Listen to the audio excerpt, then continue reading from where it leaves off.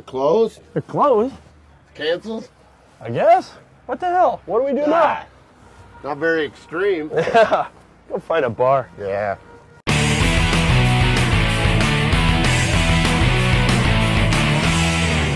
Hi, I'm Bill Manley. I'm Terrence Sullivan. We're back again with another Brewer in the Beer Geek episode. This time we're coming to you from beautiful Boston, Massachusetts, in front of the Cyclorama, home of the Extreme Beer Festival. We're at the mercy of the New England winter, sadly, and big winter storm came through Boston a couple days ago and dumped about 2 feet of snow, and sadly the festival has to be postponed. Shut down the whole city. Shut down the whole city, not just the festival, in fairness. But either way, extreme weather, extreme beer festival. We're here talking about an extreme beer. Right. This is Hoptimum Whole Cone Imperial IPA. Right.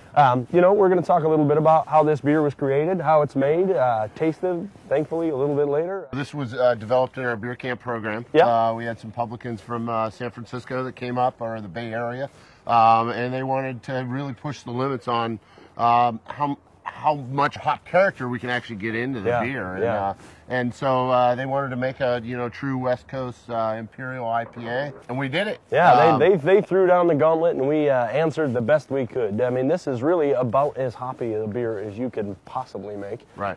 It's hopped in the kettle, traditionally dry hopped, and also torpedoed later on. I mean, it is hops, and more hops. Hence the name. I mean, most brewers, most Imperial IPAs would be made with pellets, or they would use extracts. Easy way to get the aromas and flavors up in the beer. And being using 100% whole cone hops in all of our beers, that's where the challenge came from. Yeah. But just as always, Ken, our owner, he really wants us to kind of push the envelope. Yeah, for sure. And I mean, the reason we're here to begin with is that the Extreme Beer Festival actually had a really important part to play in how this beer actually got to market.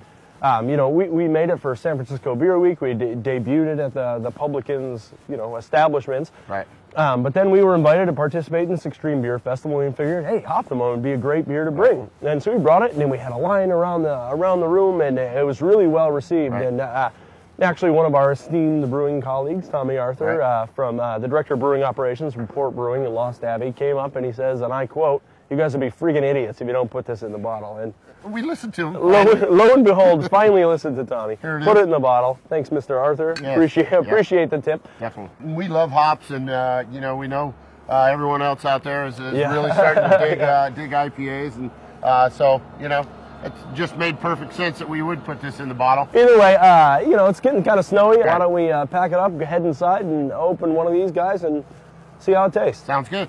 So we're back, and we finally got to pop one of these massive Hoptimum. Yeah, I mean, the second you pulled the crown off, I mean, the whole room is just like, bang, hops, yeah. I mean, right in your face. Right, it's that huge grapefruit note that we talked about earlier. I mean, that's what I really get on this beer.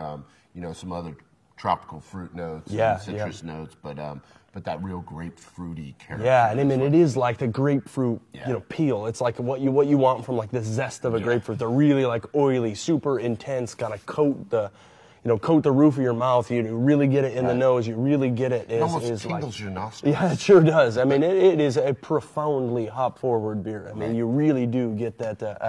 The citrus is like standing there with a flag in the sand, just saying, "Here I am." This is it. No doubt. It's 100 IBUs. Yeah. But it's also 10.4% alcohol, so you get a little warming from that.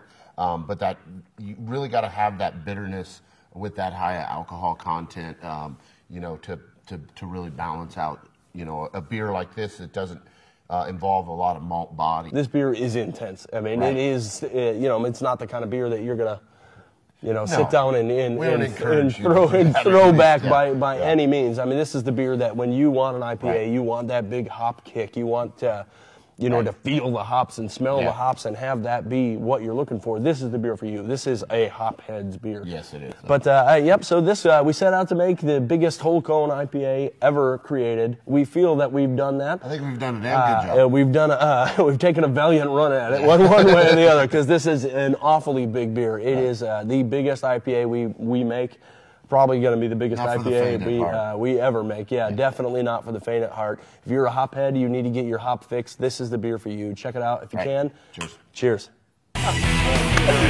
Oh boy! At least some of the bars are still open. Thankfully, yes, we still have a port in a storm, literally. There we go.